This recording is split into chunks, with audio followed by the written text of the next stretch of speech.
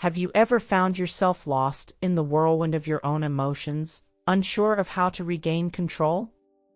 Perhaps you believe that controlling your emotions is impossible, that they arise without warning and simply take over.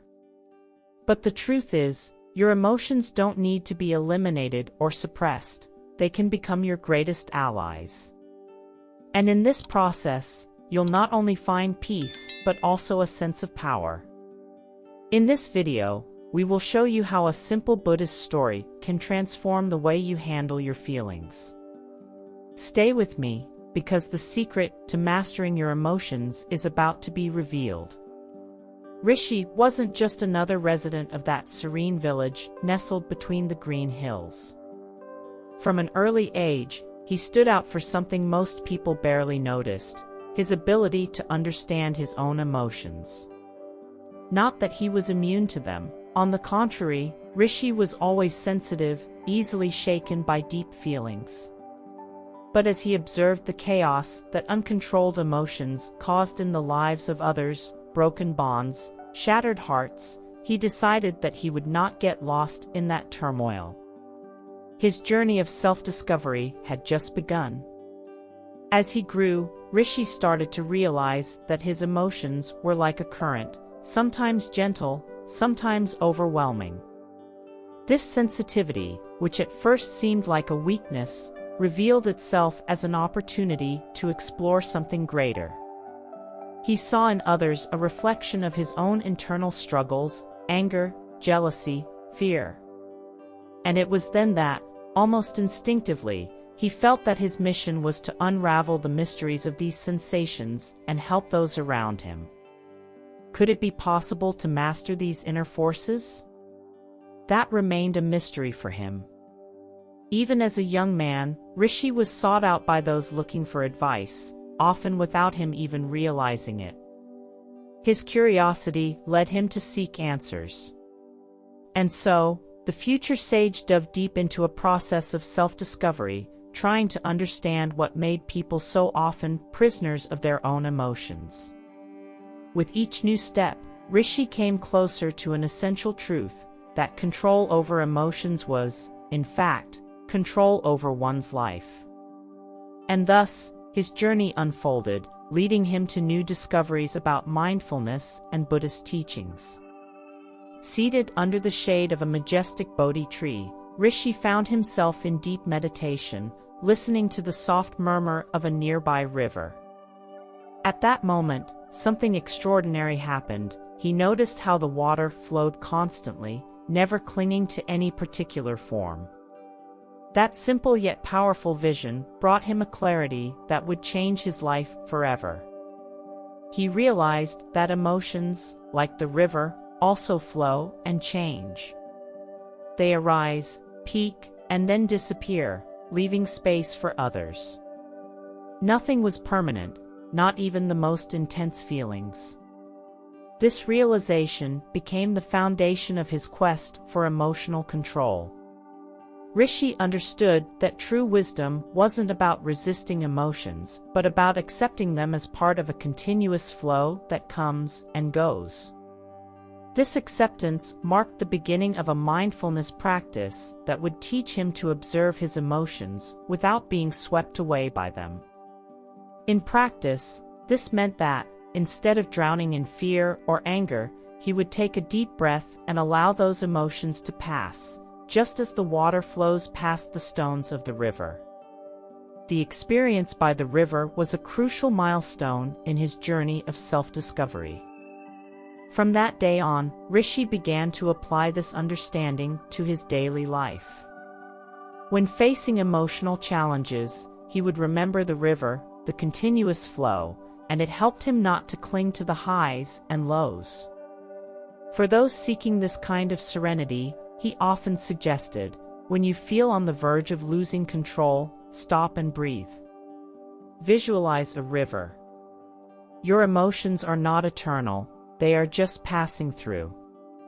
And with that vision, he prepared for the next step in his journey. After his revelation by the river, Rishi knew that his path of self-discovery was only just beginning. He heard of a sage named Ananda, known for his profound understanding of Buddhist teachings and his ability to guide others in the art of emotional control. With his heart full of determination, Rishi decided he needed to learn from him. The long walk to the mountains where Ananda lived was full of challenges, but Rishi was prepared for each step. He knew that this wasn't just a physical journey, but also a test of his inner commitment. Upon arriving at Ananda's humble cabin, Rishi was greeted with a calm, welcoming smile. The master, who seemed as serene as a summer lake, immediately recognized Rishi's thirst for knowledge. And so the training began. For years, Rishi studied ancient texts and practiced meditation under Ananda's guidance.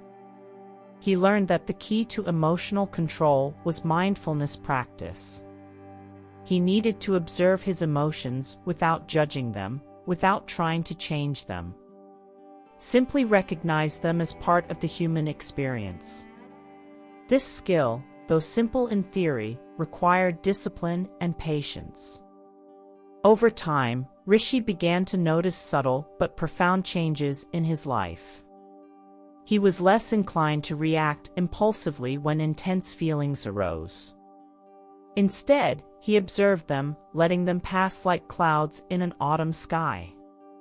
Ananda, always wise, would say, "Emotions are not your enemies, they are teachers." When we observe them with a quiet mind, we learn about ourselves.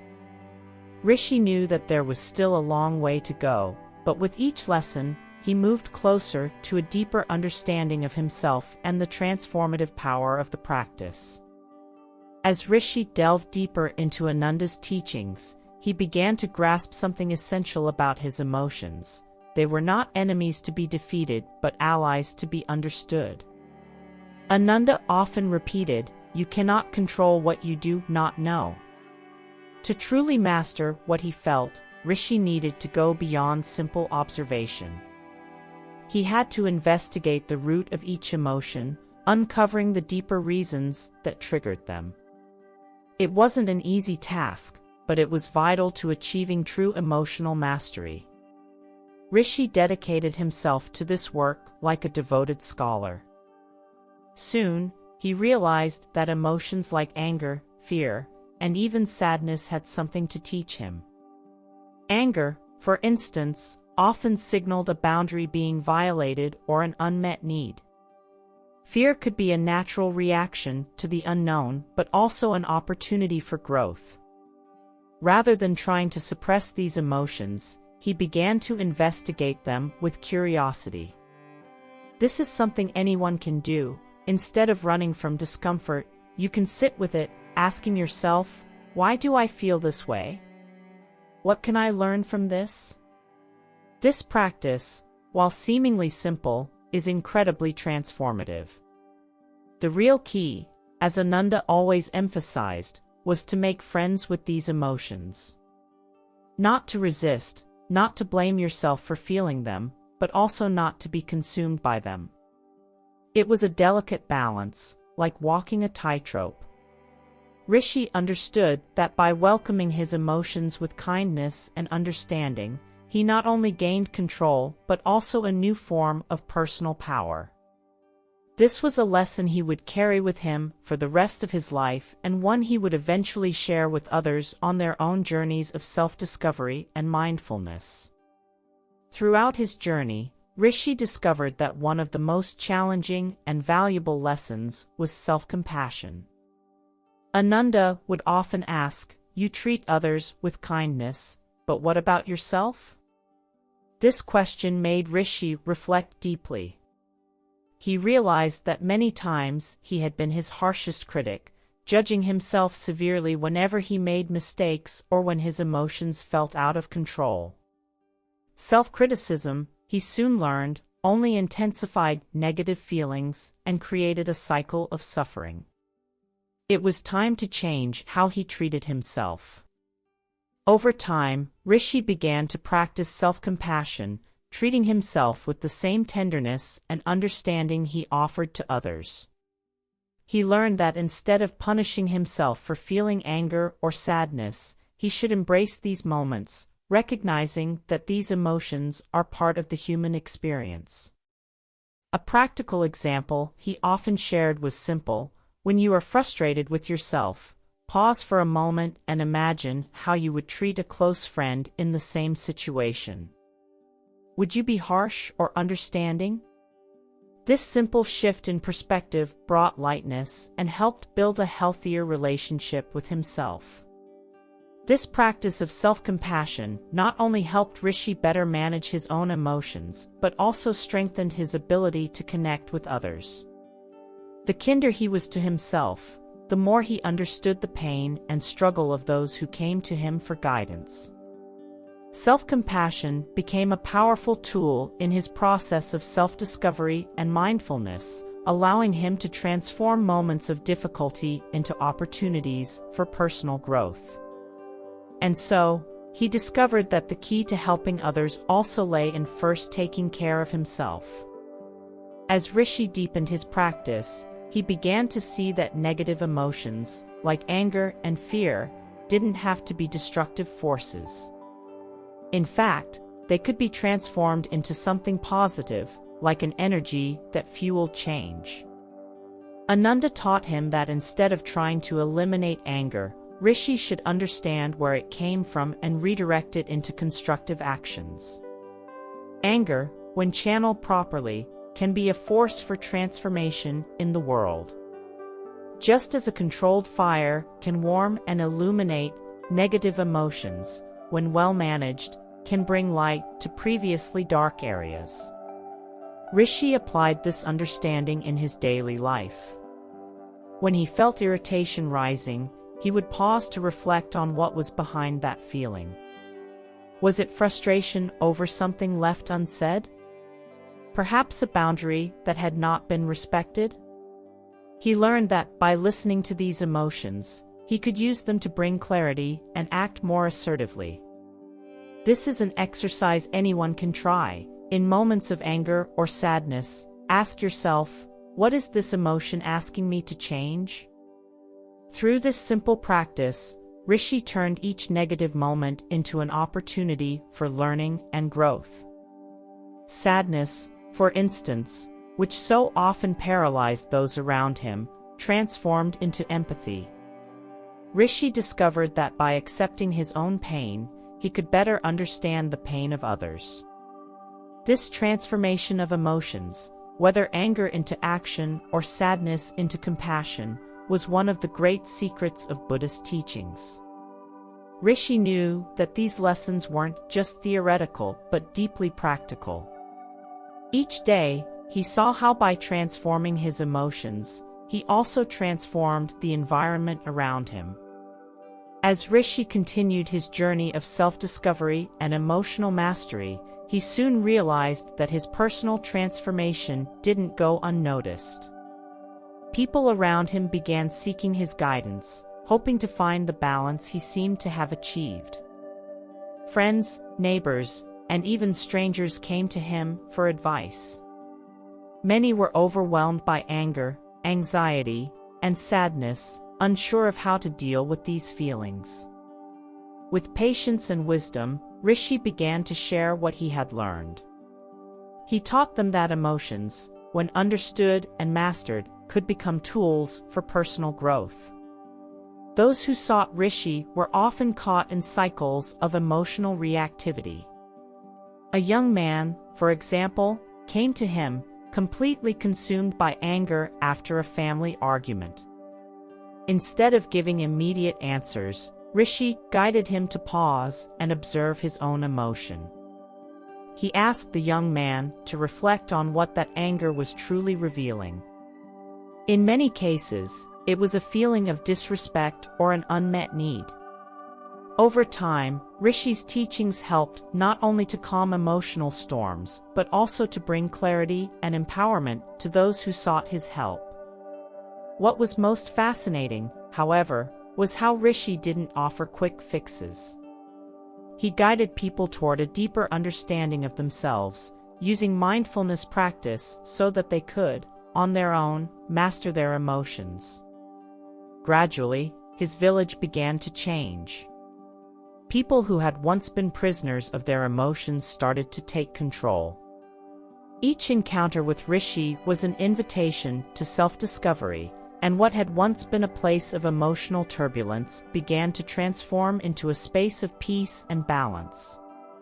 One day, a young woman named Lila came to Rishi, burdened with anxiety that seemed impossible to bear. With each step, she felt herself sinking deeper into her fears, unsure how to find her way back to peace.